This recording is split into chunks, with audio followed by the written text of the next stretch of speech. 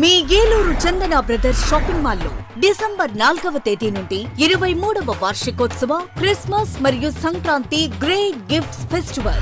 ప్రతి 1499 రూపాయలు పైబడిన వస్త్రాల కొనుగోలుపై విలువైన ఉచిత బహుమతులు, వార్షికోత్సవ వరాల జల్లు, అద్భుతమైన స్పాట్ గిఫ్ట్లతో ఆనందాల వెల్లువ.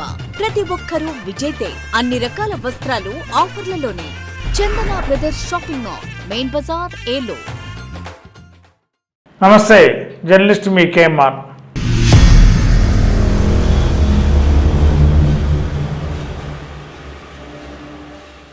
ప్రస్తుతం ఆంధ్రప్రదేశ్లో రేపు ఆంధ్రప్రదేశ్ ముఖ్యమంత్రిగా నారా చంద్రబాబు నాయుడు గారు మరి 11:27 ప్రమాణ స్వీకారం చేయనున్నారు.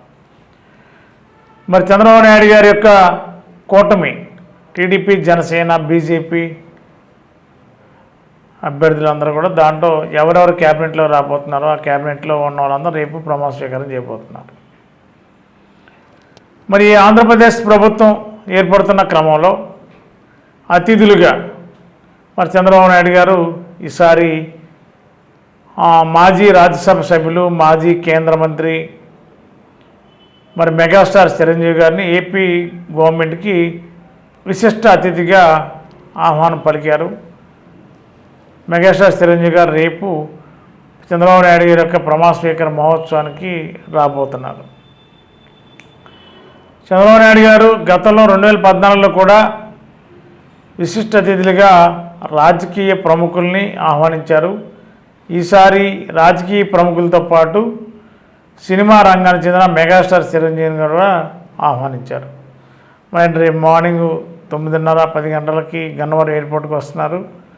అక్కడ నుండి నేరుగా ప్రమాణ స్వీకారం ప్రాంగణానికి చేరుకుంటారు. మరి ఈసారి మరి వాళ్ళ మెగాస్టార్ చిరంజీవి గారి సోదరుడు మరి జనసేన పార్టీ అధినేత కూటమిలో కీలక పాత్ర పోషించారు.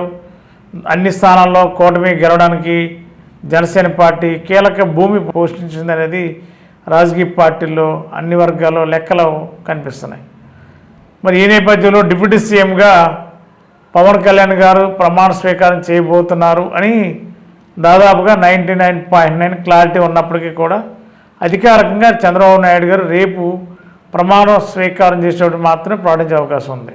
ఓ పక్క రాష్ట్ర ప్రభుత్వం తరఫున విశిష్ట అతిథి, రెండోది చిరంజీవి గారి సోదరుడు పవన్ కళ్యాణ్ గారు డిప్యూటీ సీఎంగా ప్రమాణ స్వీకారం చేయడం కూడా మెగాస్టార్ చిరంజీవి గారికి సొంత తమ్ముడు కాబట్టి ఆ కార్యక్రమంలో పార్టిసిపేట్ చేయాలి.